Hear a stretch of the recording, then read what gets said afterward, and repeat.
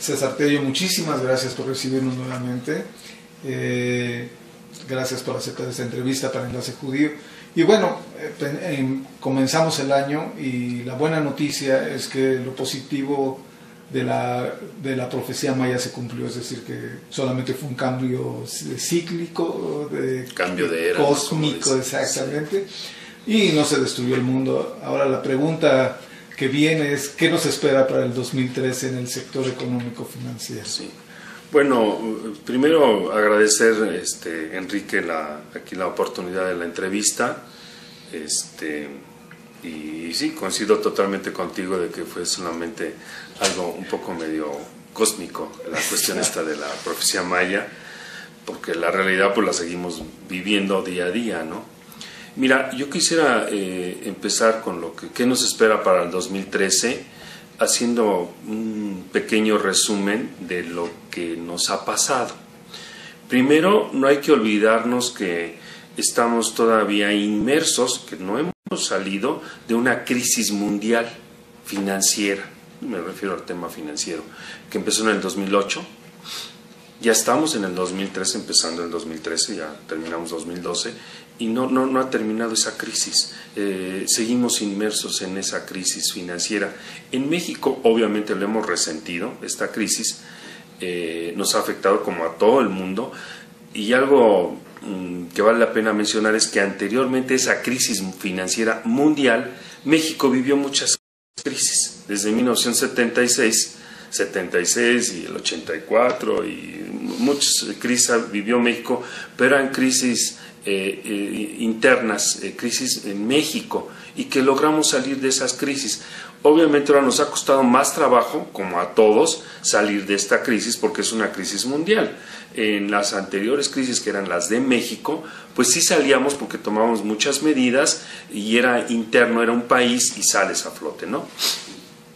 Entonces yo quisiera empezar por esa parte, ¿no? De que estamos en una crisis, iniciamos una crisis financiera mundial en 2008, en el 2013 aún no salimos, y lo que está afectando y sigue afectando a esta crisis financiera mundial, y todavía para el 2013 la vamos a seguir viviendo, yo creo que son tres grandes rubros a nivel mundial. Uno, el de Estados Unidos, que le han llamado es el déficit fiscal, y que hoy el nombre se llama abismo fiscal por la gravedad a la que hemos llegado, y que no es más que un diferencial entre ingresos y gastos. Los ingresos en un país, en cualquiera, provienen de los impuestos, y los gastos, pues la prestación de los servicios, y que en este caso Estados Unidos trae un déficit de billones de dólares, y que bueno, se convirtió de déficit a abismo fiscal, ¿no? César, en este sentido, ¿esta sería una nueva crisis o se insertaría dentro de la crisis que no hemos salido desde el 2008? No, yo creo que es parte de, se insertaría, porque esta crisis a la que le llevó a Estados Unidos a tomar este tipo de medidas fue precisamente con el inicio de esta crisis en el 2008 de los créditos hipotecarios. Es, creo que parte de, y que ahorita lo único que hicieron en diciembre fue, como muchos dicen, patear el bote. 2 meses, porque tomaron medidas de que vamos a gravar impuestos a los que más ganan, y la parte de gastos esa la vemos en 2 meses. Entonces fue como medio patear un poco el bote, ¿no? Esa es una. La otra, la cuestión en Europa. La cuestión en Europa, como pues la eurozona, o donde están todos estos países unificados, en donde no han terminado de reestructurarse sus deudas, van muy despacio y pues también es entendible porque estás hablando de muchas culturas, mucha idiosincrasia, diferentes lenguas, etcétera. Mucha gente con muchas ideologías diferentes, y lo vemos, el ejemplo más común y el que más se tocó durante el año pasado fue el de Grecia, que a pesar de que Grecia ya adoptó muchas medidas para ajustar sus gastos y redisminuir su déficit y colocar sus bonos a tasas mayores, etcétera, hoy traen un problema que están enfrentando porque ya adoptaron todo esto, pero como ha habido recortes de personas en los empleos, el desempleo se ha incrementado. Estas personas se han ido a la informalidad y al dejar de ser empleados, el gobierno deja de tener recaudación fiscal. Entonces hoy se está enfrentando ese otro pequeño problema que no sé cómo lo van a resolver, pero creo que Europa sí va a salir, va a llevarle más tiempo, porque al final Estados Unidos toma una medida y lo resuelve, como inundó hace 1 año, 2 años el mercado de dinero, emitiendo dólares. Pero ahora los europeos yo creo que se van a tardar un poco más en salir de esta crisis. Yo creo que lo van a hacer, van despacio, pero ahí va. Y ese es el otro elemento. El tercero, pues esos son los chinos, que es la otra potencia a nivel mundial económica, en la que traían crecimientos de 10% y ahora andan en crecimientos de 8%. Y que esto pues también tiene un impacto a nivel mundial. Yo creo que un poco en resumen, eso es nuestra crisis financiera mundial del 2008 al 2012. Estos elementos que afectan a todo el mundo, dependiendo qué decisiones y ya qué soluciones lleguen, va a ser el impacto que tengamos. Ahora, un poco yéndonos ya a México, yo creo que en el caso de México, hay unas muy buenas perspectivas, independientemente de lo que pase en estos 3 temas, por una razón muy importante. Tenemos unas finanzas públicas sanas. Nuestras reservas siguen incrementándose, nuestras reservas internacionales en dólares. Traemos una cifra récord de 163,000 millones de dólares a diciembre. Esto es un buen síntoma. Seguimos, creo que con el cambio de poderes que ahora tuvimos, cambio de partido en el gobierno, creo que la tendencia se ve positiva. Hay muy buenas perspectivas internamente y externamente sobre el país México. Sin embargo, yo creo que tenemos grandes retos en México, por enumerar algunos y que son, como dicen, enunciativos no limitativos, que es la pobreza, que ayer se publicó que traemos cerca de 13 millones en extrema pobreza y 50 millones de mexicanos en la pobreza. Estamos hablando casi de la mitad de la población y de un 10% en extrema pobreza. Ese es un reto. El otro reto es la inseguridad, que aparentemente todavía no dan qué medidas van a adoptar, pero aparentemente van a seguir cierta tendencia a la que venía el sexenio anterior. El otro es la corrupción, que yo creo que es algo que no nomás en México, en cualquier país contamina, afecta y impacta en todos los sectores económicos. Y el otro, yo creo que tema importante es la informalidad que tenemos en México. También salió publicado en el mes de diciembre en algún periódico que el 50% del empleo de la población económicamente activa está en la informalidad. Y esto tiene un impacto importante también en la recaudación de impuestos, en tratar de subir a todo ese 50%, que son cerca de 15 millones de mexicanos, a la formalidad. Yo creo que el gran reto que tiene el país, tomando en cuenta estos que acabo de mencionar, el país y el mundo en general, es el desempleo. Hace poco también salieron publicadas algunas cifras de desempleo en Europa. Estás hablando de un 10% promedio en Europa, un 8% en Inglaterra, un 7, 8, casi 8% en Estados Unidos, un 5% en México. En España hablas de un 26%. Muy contrastante con una Alemania que trae un 5.3, creo que es la tasa menor de desempleo que han tenido en los últimos 15 o 20 años. Entonces yo creo que el gran reto de México y del mundo es el desempleo.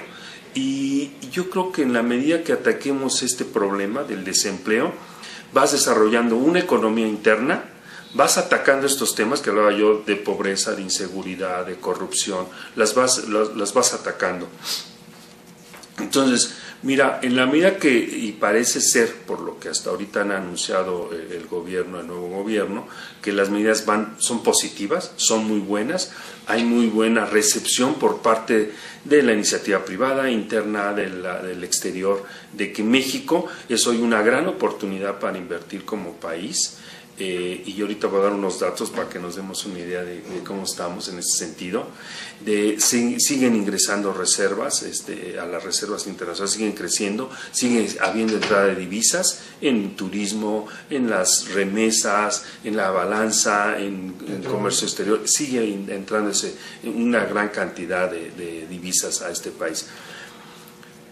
El año pasado, para darnos una idea, mira, la tasa de los bonos del gobierno federal en Estados Unidos a 10 años te dan una tasa del 1.75.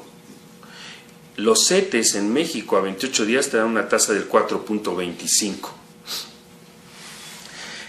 Y algo que creo que tuvo buenos rendimientos el año pasado fueron los commodities. El oro tuvo un rendimiento del 7% el año pasado. El Dow Jones, que es la bolsa, el índice de la bolsa en Nueva York, tuvo el 7%, igual que el oro. La plata, que es otro commodity, tuvo un 9% de rendimiento. Y hay otro índice en Nueva York, que es el Standard & Poor's, que son todas las empresas que están ahí clasificadas, que esta tuvo un rendimiento del 13%. Ahora, para que nos demos una idea, la Bolsa Mexicana de Valores, y es un indicativo, el índice es un indicativo de confianza de muchas cosas a la economía y al país en general, tuvo un rendimiento del 17%. Alto.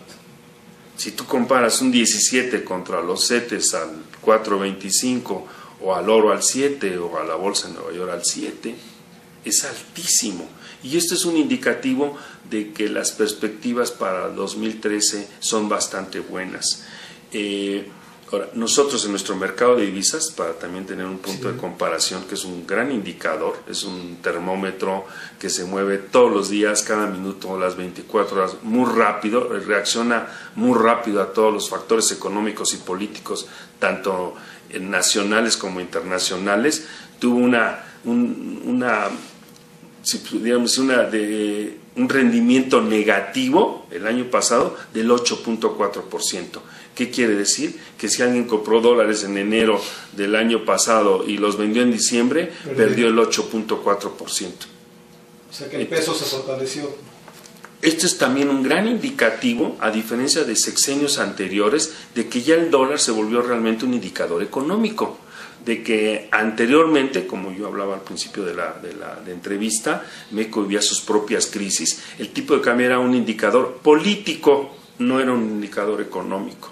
¿Sí? Cada sexenio esperábamos devaluaciones, teníamos tipos de cambio controlados, entonces era más bien un factor que tenía más ingredientes políticos que económicos. Hoy no, hoy ya se volvió realmente un indicador económico tanto en México a nivel mundial, y esto nos da un poco la perspectiva de qué esperamos para el 2013. ¿Qué esperamos en el mercado cambiario? Cerramos en 12.86. Yo creo que andaríamos en el 2013 probablemente cerrando entre 12.70, 13.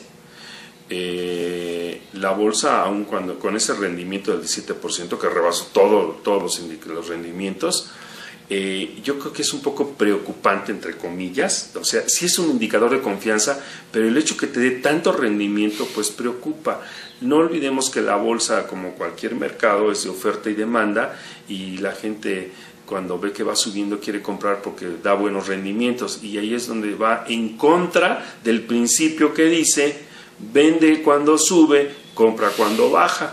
Pero la gente, como ve que da tan buenos rendimientos, que empieza a entrar, pero al mismo tiempo la empieza a subir, y esto lo convierte en una burbuja, ¿sí? Entonces tiene dos lados, el positivo y el negativo. El positivo es esa confianza que te da el país, y el negativo que se puede volver una burbuja y que te reviente, y que en vez de que se estime que llegue a 45,000 puntos el índice, pueda llegar a 50 y que en cualquier momento se puca, ¿no? Pero bueno, eso es lo que se espera.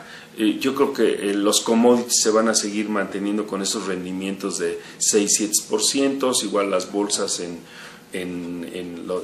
Estados Unidos, y hablo de Estados Unidos porque bueno, pues es el país vecino, es con el que tenemos el 85% de nuestra balanza comercial, o sea, es el que más nos impacta, ¿no?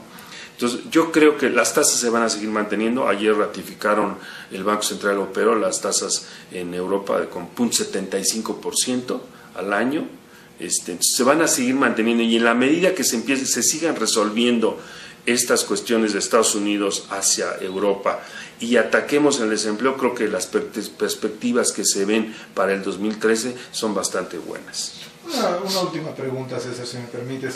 ¿Qué tanto nos debe de preocupar dentro del entorno mexicano esta cuestión que está surgiendo de muchos estados que están muy endeudados, y si eso de alguna manera va a repercutir en la economía, y no sé si sería un aviso de una posible crisis? Mira, yo creo que debemos partir de una base de que esta sección está empezando bien con aquello que nos esperamos, creo como 18, 24 años, o que tocamos en todos los ámbitos, que eran las reformas estructurales, laboral, fiscal, energética, electoral, etcétera. Ya se están dando, ya vimos que sí hay voluntad, se firmó un pacto para hacer estas reformas. Ya empezamos con la laboral, ya se está pensando en una fiscal, y próximamente ya se está hablando de una energética. Creo que ese es un buen síntoma. Esto tiene un impacto en la pregunta que me haces en relación al endeudamiento que tienen los municipios. Mira, yo creo que aquí la euforia esta de los créditos, hay que ser cuidadosos, porque nació esta euforia y los bancos prestaron mucho a los estados, municipios, y yo me cuestionaba, les digo, bueno, ok, tú le prestas a un estado, a un municipio, está muy bien, qué bueno, si a través del gobierno no le inyectan recursos, lo inyectan a través de un crédito, y ese crédito puede ser pagable con la recaudación de impuestos, está bien. La pregunta o la reflexión es, ¿a dónde destinaste esos recursos? Porque si esos recursos los destinaste a infraestructura, qué bueno, pero si esos recursos los destinaste a gastos, entonces viene la consecuencia que me acabas de preguntar. ¿Qué está pasando con esos municipios? No creo que lleguen a una crisis. Al final de cuentas, creo que el gobierno va a hacer frente, porque si algún banco le presta a un estado, a un municipio, pues su garantía es el propio gobierno. Entonces tienen que hacer un frente, y no creo que lleguen a crisis. Mira, lo más que puede pasar es que a esos municipios que hoy están endeudados, que hablan de 6, 7 municipios, es que en lugar de que cumplan sus pagos de capital o de intereses en X fechas, simplemente alargues esos pagos, reestructures esa deuda y les des, como se dice, les des oxígeno, les des más plazo, para que puedan pagar y no caigan en esa crisis, y que el gobierno tome pues en cuenta todo esto para la redistribución de los ingresos que tiene la federación. En suma, parece ser que pinta todo muy bien, Enrique. Así pintaba en enero del 2008, y en septiembre del 2008 pasan mil cosas. Pero bueno, creo que sí ha avanzado el salir de esta crisis mundial. César, te agradecemos muchísimo tu tiempo. No, pues al contrario, Enrique, yo les agradezco mucho la oportunidad de esta entrevista y de poder exponer algunos pensamientos en este mundo tan amplio y tan grande que es el mercado financiero. Gracias. Muchas gracias.